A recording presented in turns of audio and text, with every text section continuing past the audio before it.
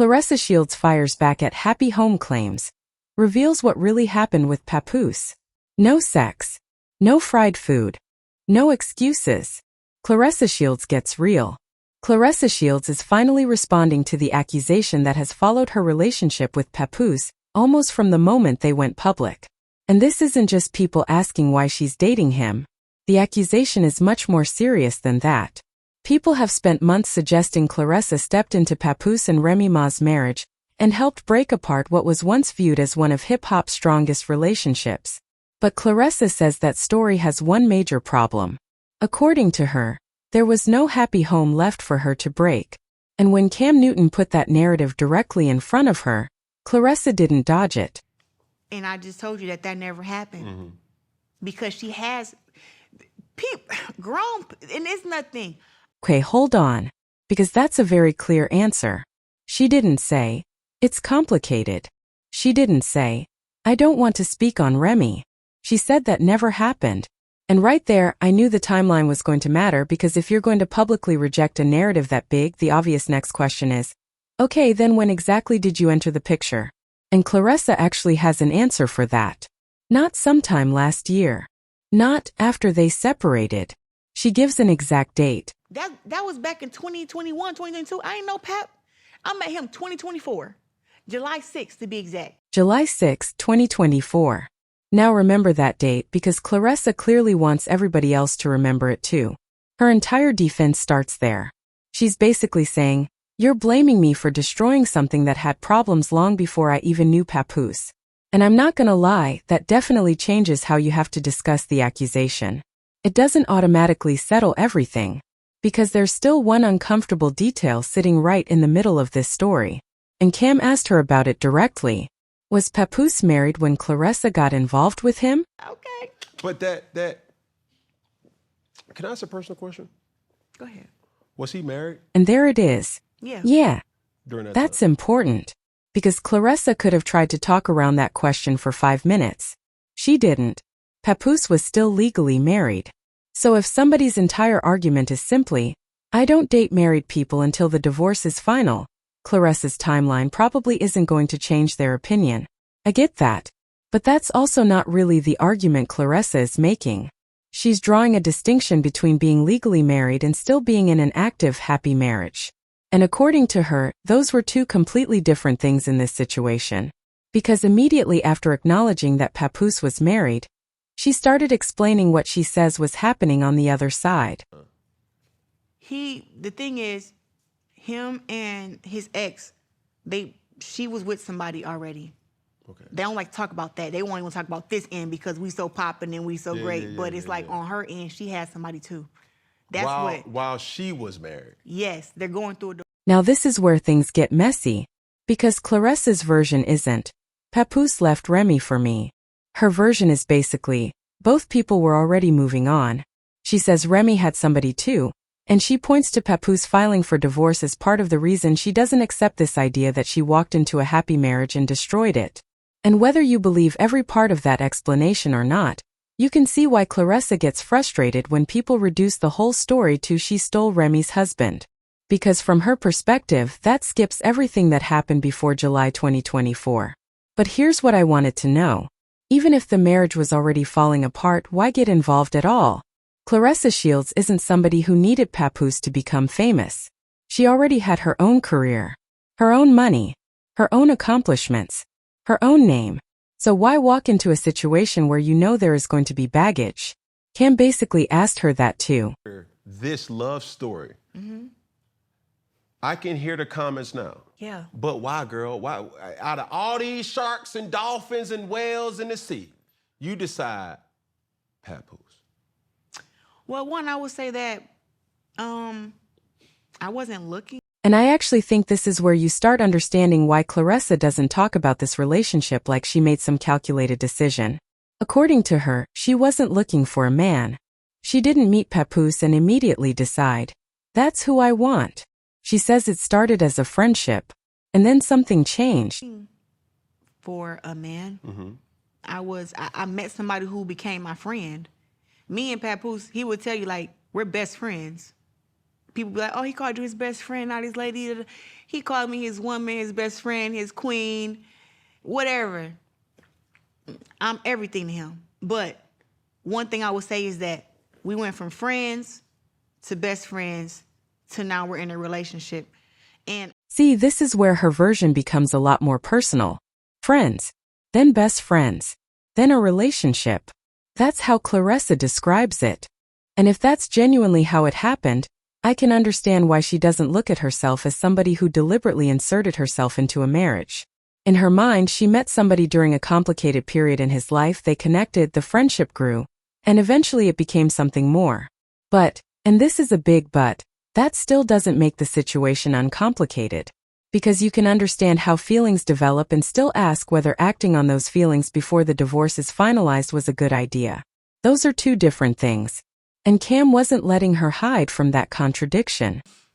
Instead of me hearing all the reasons why you wouldn't, you were talking to a person who was married. And I'm not highlighting these things to throw in your face. I'm just bringing it to the point of, he was talking to a person that was married, going through a divorce. He's older than you. Yep. He has a dating history, and on top of that, he's a popping individual. And like you would always hear at the end of your flights, and still, you dealt with him or dealing with him. Mm-hmm. That's the question. Forget social media for a second. Forget who's Team Remy and who's Team Claressa. Just look at what Claressa herself is acknowledging. Older man, public marriage, going through a divorce, a lot of history attached to him, and she still chose to continue. Now some people are going to hear that and say, that's exactly why I don't feel sorry for her when people criticize the relationship. Fair enough. But Claressa seems to look at it completely differently. She doesn't sound like somebody who believes she took a risk on a married man. She sounds like somebody who believes she met a separated man whose legal marriage hadn't caught up with the reality of his personal life yet. That's a huge distinction. And it's basically the distinction this entire controversy depends on. But then Claressa says something that takes the conversation in a completely different direction. Because according to her, the outrage isn't only about the marriage. She thinks people have another problem. Papoose moved on. And he moved on with her. That's the only thing. He moved on with somebody, like you said. He's older than me. I'm younger. I'm top of my game. Got my own money. I look good. My body look good. That's the problem. He was supposed to downgrade. He's supposed to go to like some Instagram model who got like 2,000 followers and do that. He ain't supposed to be able to bag the greatest. Okay, Claressa. Now she's talking crazy confident. And I knew this part was going to get people talking. Because she basically says the problem is that Papoose was supposed to downgrade. Think about what she's saying. She's younger. She's at the top of her game. She has her own money. She likes the way she looks. And in her mind, people are irritated that after leaving such a famous relationship, Papoose ended up with somebody like her. Then she hits them with, he ain't supposed to be able to bag the greatest. Listen, whether you agree with her or not, you cannot accuse Claressa Shields of lacking confidence. But I also think there's something underneath that statement that's worth talking about. Celebrity breakups almost immediately become competitions online. People don't just ask why a relationship ended. They ask who won, who upgraded, who downgraded, who looks happier, who found somebody first, who has more money, and eventually the new partner stops being an actual person and becomes evidence in somebody else's breakup. Claressa seems to feel like that's exactly what's happened to her. She's no longer just Claressa Shields dating Papoose. She's constantly being measured against Remy Ma. And apparently she doesn't want any part of that competition. That's the problem, because it's like, I ain't never done none of y'all. All I did was be in a happy relationship, be with him. I try to avoid this conversation here about mentioning the ex. I'm trying to swivel and swerve, because it's like, what I'm talking about you for? We're not gonna fight. That's not my lane. You do what you do, I do what I do. I try to stay over here in my lane, but it seems like people like this whole making. This is actually one of the more interesting things she says. Because underneath all the confidence and all the I'm the greatest talk, Claressa is basically saying, why do I have to keep discussing this woman? We not gonna fight. That's not my lane. And I think that's a fair question. Because somehow a marriage between Papoose and Remy eventually became a public argument between Remy and Claressa. But Papoose is the common denominator. If we're discussing when one relationship ended and another began, then obviously his decisions are central to that story. Yet women get compared to each other because that's the easiest drama to sell. And according to Claressa, she actually tried not to feed that drama. That's where the story gets even more interesting. Because people might look at Claressa speaking this openly now and ask, if all of this was wrong, why didn't you correct it when people first started saying it? Well, she has an explanation for that too. Because she has grown, and it's nothing.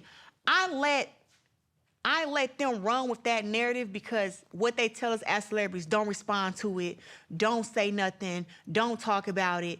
And I had a movie coming out around that time, my biopic, The Fire Inside.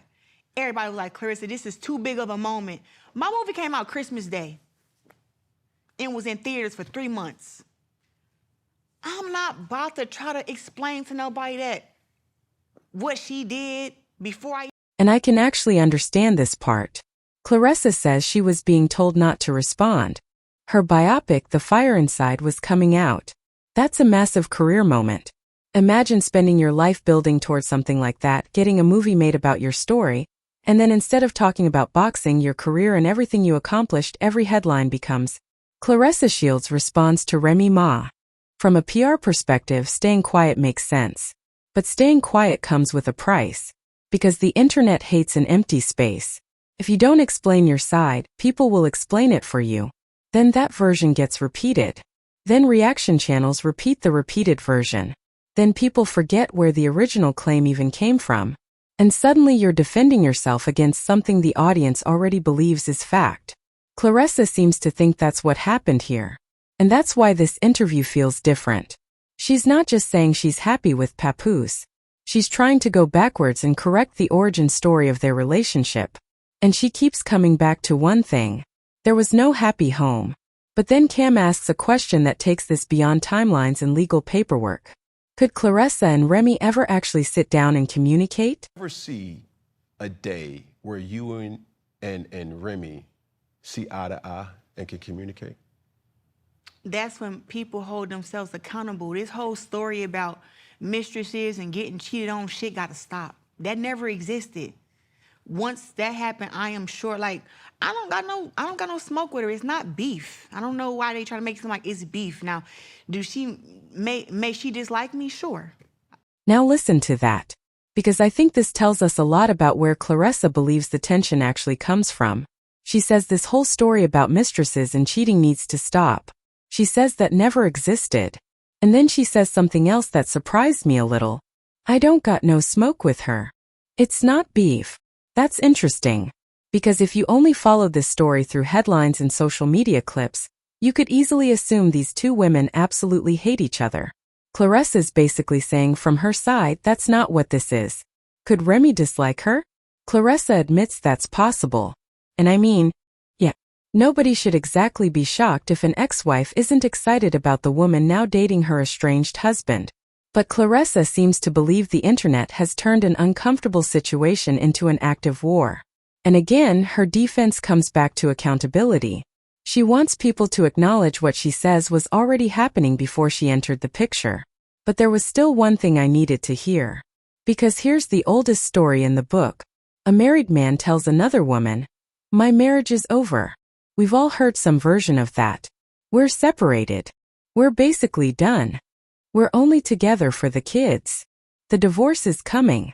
So did Claressa just take Papoose's word for it? Apparently not. And this might be one of the most important pieces of her entire explanation. Any woman. So I'm like, yeah, right. So he had to prove to me that that was the case. What's the holdup? Divorce they've been to court and everything. Oh. Divorce doesn't happen overnight. They talking about, I don't know how long they was married, 16 something plus years. That's a lot of stuff to divide and figure out, and it's a kid involved. So it's not something that's like... He had to prove to me that that was the case. That line matters. Because Claressa is acknowledging that even she wasn't immediately convinced. Her reaction was basically, yeah, right? And honestly, that's exactly the reaction you'd expect. Because if somebody is still legally married and tells you the relationship is already finished, you should have questions. Claressa says she did.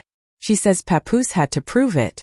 Now, she doesn't lay out every single piece of whatever proof she saw in this particular clip, so I'm not going to invent that for her. But the fact that she says she demanded proof tells you she understood how questionable the situation looked. Then Cam asks the next obvious question. What's taking so long with the divorce? And Claressa points to something people sometimes forget when they're discussing celebrity divorces, like they're canceling a Netflix subscription. This was a long marriage. There are things to divide. There's a child involved. There have apparently been court proceedings. That doesn't tell us the exact legal reason the divorce remains unresolved, and Claressa herself doesn't provide every legal detail here. But it does make one thing clear. Her position is not that Papoose is secretly staying married while pretending he wants out. She believes the divorce is actively happening and simply hasn't been completed yet. Now, whether that's enough for you personally is a completely different question, because I know some of you are already typing, "Girl married is married." And I hear you. But other people are going to say, if two people have separated, moved on, and filed for divorce, then the emotional relationship ended before the paperwork. That's why this story keeps going in circles. Both sides are using different definitions of when a marriage is over. One side means legally, the other means practically. And until the divorce is finalized, I don't think that argument is going anywhere. But then Claressa drops something that makes it very clear she isn't treating Papoose like some temporary situation she's waiting to figure out. Because after all this talk about divorce, marriage, and public criticism, the conversation suddenly turns toward children. And Claressa says this. Having not just being public figures, having children. We having a baby next year. Yeah. Huh? Yeah, we having a baby next year. Wait, we having a baby next year. Then Cam basically has to make sure he heard her correctly. And she says it again. We having a baby next year. Now that's a completely different level of commitment. Because up until this point, you could argue the entire interview is Claressa defending the past. Defending when they met. Defending how the relationship started. Defending why she doesn't consider herself a homewrecker. But now she's talking about the future. And she's not being vague about that either. She's talking about having a child with Papoose. So clearly, whatever people on the outside think this relationship is, Claressa believes it's serious. And it gets even deeper than that. Because Papoose apparently changed a timeline Claressa had already created for herself. I would have said, hold on to probably 35. Before I met him, I would have said, hold on till 35, because I feel like I want to retire at 38. So when I have a kid, then come back and have two more fights, and then be done. But it was like, with him, I'm willing to have a kid at 31, 32. Now that's significant. Before Papoose, Claressa says she would have probably waited until around 35 to have a child. She had her career mapped out. Have a baby later. Come back. Fight a couple more times. Retire around 38. That was the plan. But with Papoose? She says she's willing to have a child at 31 or 32. That's not just changing dinner plans. That's changing the timeline of your life. And especially for an elite boxer, pregnancy isn't a tiny scheduling adjustment. Her body is literally part of her career. Training camps, fights, recovery, contracts, everything changes. So whatever anybody thinks about Papoose and Claressa, she certainly doesn't sound like somebody who sees this relationship as temporary. And that brings me back to the thing that started this whole conversation. The happy home accusation. Because after hearing Claressa explain everything, I think people need to separate what we actually know from what we're assuming. We know Claressa acknowledges Papoose was legally married. She said yes herself. We know she says she met him on July 6, 2024. We know she says the problems between Papoose and Remy existed before she met him. We know she says Papoose filed for divorce. We know she says she didn't immediately believe his explanation, and that he had to prove the situation to her. And we know Claressa is now talking about building a future with him. Those are the pieces of her story that she has put on the table. What we don't know from Claressa's interview is every private detail of Papoose and Remy's marriage. And that's where I think commentary has to stop pretending to be certainty. None of us were inside their home. We don't know the exact moment that marriage emotionally ended. We don't know every private conversation. We don't know everything each person knew at every moment. So I don't think it's responsible to hear Claressa's version and suddenly declare that every other interpretation is false. But I also don't think it's fair to completely ignore her timeline just because the simpler version is more dramatic. And that's really what Claressa is fighting against. Not just criticism. A storyline. The storyline says, Papoose and Remy had a happy home. Claressa appeared. Claressa took Papoose. The home collapsed. Claressa says the order is wrong. According to her, the home had already collapsed, people had already moved on, she met Papoose later, and their friendship eventually became a relationship. Those are two completely different stories. And this interview is basically Claressa asking people which timeline actually makes sense. There's another reason I think she's being so direct now. She clearly understands that this narrative could follow her forever. Celebrity stories get reduced to labels.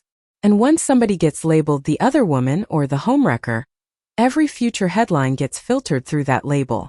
It doesn't matter what else they accomplish. And for somebody like Claressa, who has spent her entire career fighting to be recognized for what she's done in boxing, I can see why she'd hate being reduced to somebody else's marriage. That doesn't mean people can't question her choices. They absolutely can. I think asking why she continued talking to a legally married man is fair. Cam asked it. She answered it.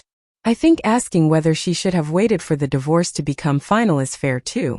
But there's a difference between questioning somebody's decision and claiming you know for a fact that they destroyed a happy marriage. And that's the distinction Claressa wants people to make. She isn't asking you to pretend Papoose wasn't married. She admitted he was. She's asking you to believe the marriage was already over in every meaningful way before she became romantically involved. Whether you believe that comes down to how convincing you find the timeline and her explanation.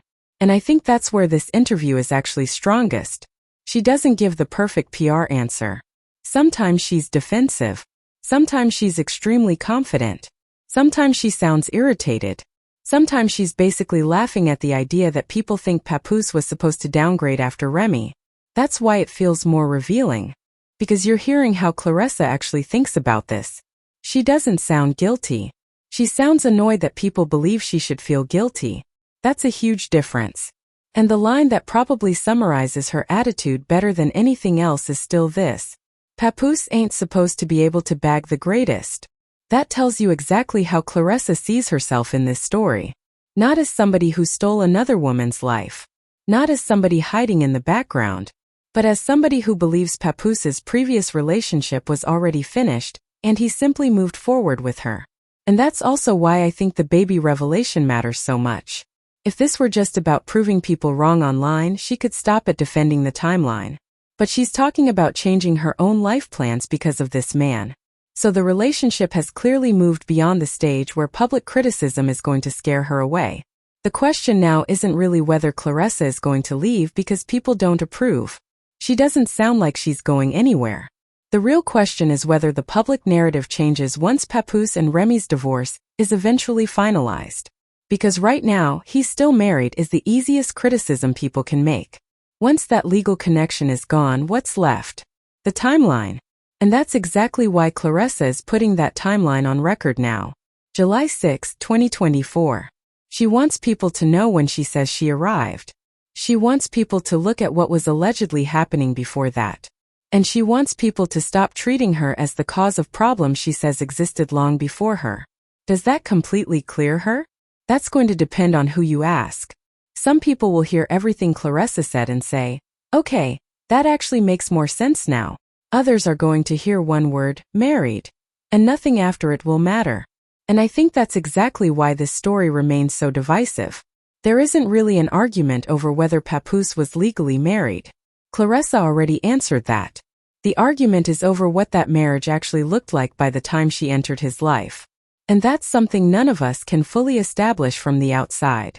But Claressa has finally made her position very clear. She says she didn't break up a happy home. She says she wasn't there when the problems began. She says she met Papoose later. She says he had to prove his situation to her. And now she's openly talking about having a baby with him. So this isn't Claressa quietly hoping the controversy disappears anymore. She's putting her version on record. And now I want to know where you guys land on this. Does hearing Claressa give an exact July 6, 2024 timeline change anything for you? Do you believe there's a meaningful difference between somebody being legally married and a marriage already being over privately? Or is the fact that Papoose was still married enough for you to say Claressa should have stayed away until the divorce was completely finalized? And what about the biggest claim of all? After everything Claressa explained, do you believe her when she says, "I didn't break up a happy home"? Let me know what you guys think down below. And if you're enjoying these breakdowns, subscribe to Daily Spills, hit the like button, and I'll catch you in the next one.